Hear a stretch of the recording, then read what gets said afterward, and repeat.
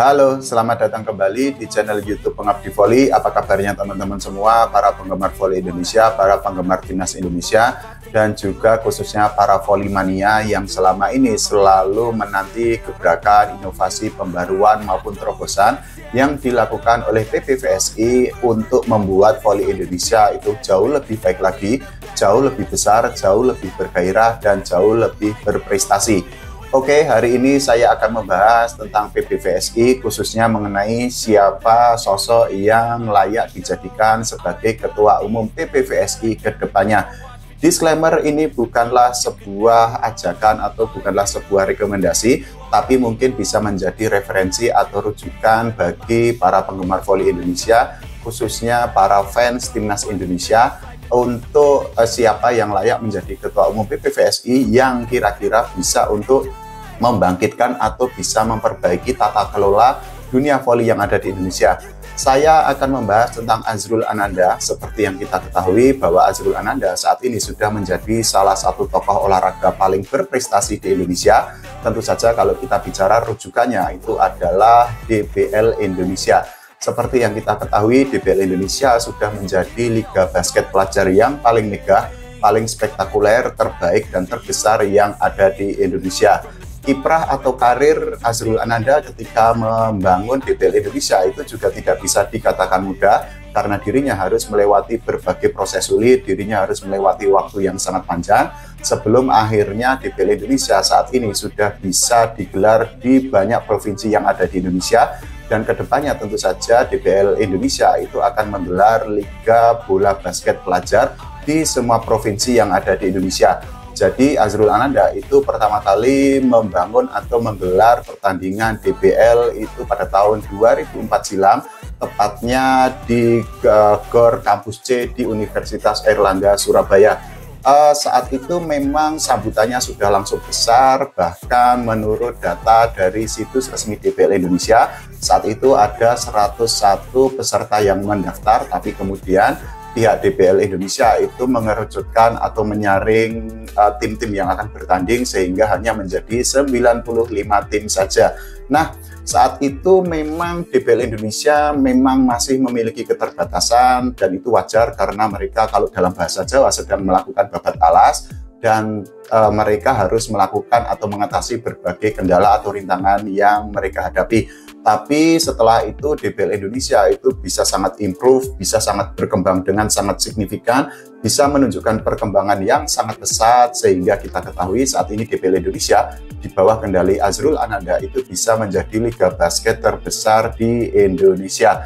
Nah, kalau kita bicara tentang apa yang dilakukan oleh Azrul Ananda, ini merupakan sebuah apresiasi tersendiri, ini merupakan sebuah pembuktian bahwa ternyata ada liga olahraga yang bisa sangat besar, bisa sangat tertata rapi jika pengelolanya itu memiliki profesionalisme, jika pengelolanya atau promotornya itu memiliki niat yang sangat besar.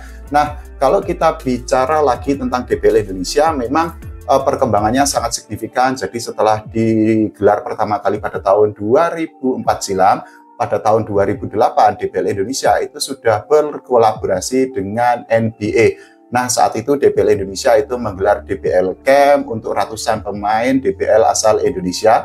Bahkan saat itu DBL Indonesia itu juga mendatangkan Danny Granger yang saat itu masih bermain atau masih menjadi pemain Indiana Pacers. Nah, pada tahun yang sama saat itu juga DBL Indonesia itu mengirimkan DBL All Star ke Australia untuk bertanding dengan beberapa tim yang ada di sana. Beberapa tahun setelahnya, tepatnya pada tahun 2010, DBL All Star itu juga dikirim ke Amerika Serikat. Bahkan pada tahun 2012, DBL itu berhasil digelar di Jakarta. Kita ketahui memang DBL Indonesia itu pertama kali memang menyasar daerah-daerah, bahkan mereka seolah quote-unquote menjadikan Jakarta itu sebagai tempat terakhir yang harus mereka datangi. Nah, pada tahun 2019 mereka itu juga sudah meluncurkan DBL Play sehingga memudahkan para penggemar basket yang ada di Indonesia untuk melihat pertandingan-pertandingan DBL Indonesia. Kalau kita bicara lagi tentang apa yang sudah dilakukan oleh Azrul Ananda, tentu saja itu merupakan sebuah pencapaian yang sangat istimewa. dari berita atau dari artikel yang ada di situs resmi DBL Indonesia, Azrul Ananda itu mengatakan bahwa dirinya itu tidak berniat atau tidak memiliki keinginan untuk menjadikan DBL Indonesia sebesar saat ini. Saat itu dirinya hanya ingin memiliki atau menggelar liga basket yang tertata sangat rapi dan juga menerapkan student athlete atau kalau kita bicara tentang student athlete itu merupakan sebuah hal yang sangat bagus dan diterapkan juga di Amerika Serikat. Nah, kalau kita bicara apakah Azrul Ananda layak untuk menjadi Ketua Umum PBVSI, kalau menurut saya pribadi tentu saja sangat layak kalau kita melihat rekam jejak yang sudah dilakukannya di DBL, bahkan di bawah kendalinya, di bawah arahan Azrul Ananda, DBL Indonesia itu sudah berhasil menjadi pengelola Persebaya Surabaya yang merupakan klub sepak bola legendaris yang ada di Indonesia. Nah, selain itu juga kalau kita bicara sisi profesional, tentu saja kalau kita melihat DBL Indonesia sudah sangat profesional. Kita ambil contoh yang paling gampang adalah dari sisi media sosialnya saja. Seperti yang kita ketahui, media sosial memang menjadi salah satu rujukan atau salah satu referensi bagi masyarakat Indonesia untuk mendapatkan informasi. Nah, kalau kita melihat media sosial DBL Indonesia itu memang sangat aktif dan kemudian tampilannya atau kontennya itu juga sangat bagus. Selain itu juga DBL Indonesia itu bisa menyimpan database para pemainnya termasuk tentang statistik yang didapatkan oleh para pemain. Kalau kita bicara tentang pegelaran kompetisinya, kita harus mengakui bahwa kompetisi DBL Indonesia itu sangat rapi, sangat terstruktur sehingga bisa untuk menjadi rujukan bagi olahraga lain atau cabur lain untuk menggelar kompetisi agar kompetisi yang digelar itu bisa berjalan dengan sangat rapi.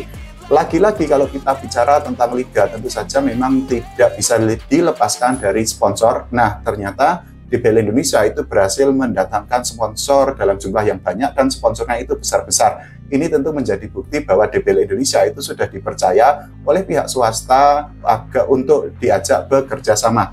Nah, kita bisa membayangkan apa jadinya kalau Liga Voli Indonesia itu digelar dengan sangat rapi, digelar dengan sangat terstruktur, khususnya kalau kita bicara di Liga Pelajar. Seperti yang kita ketahui saat ini memang Liga Voli khusus untuk pelajar itu memang quote-unquote seolah mati suri, ada dan tiada.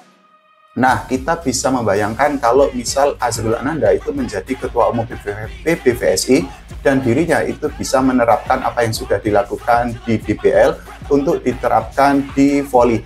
Kita bisa membayangkan kalau misal nanti ada banyak liga pelajar yang digelar di berbagai daerah, khususnya di provinsi-provinsi, tentu saja PBVSI itu akan mudah untuk menemukan bibit-bibit pemain voli yang terbaik, yang usianya masih sangat muda dan suatu saat bisa untuk membela timnas Indonesia kalau pemain itu memiliki kemampuan yang sangat baik.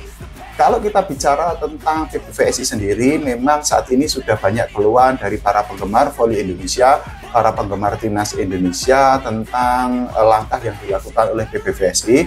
Salah satunya adalah dari informasi-informasi yang dipublis atau diposting oleh PBVSI, baik di situs resminya ataupun di media sosialnya. Kita ambil contoh dari media sosial saja seperti Instagram, PBVSI bahkan sempat ke-ban sehingga harus membuat akun baru. Nah, selain itu juga banyak netizen atau banyak penggemar voli Indonesia yang menyayangkan atau mengkritik PBVSI yang dianggap tidak bisa menyajikan data-data yang dibutuhkan oleh para penggemar voli Indonesia seperti statistik, kemudian juga jadwal yang disusun dengan sangat rapi.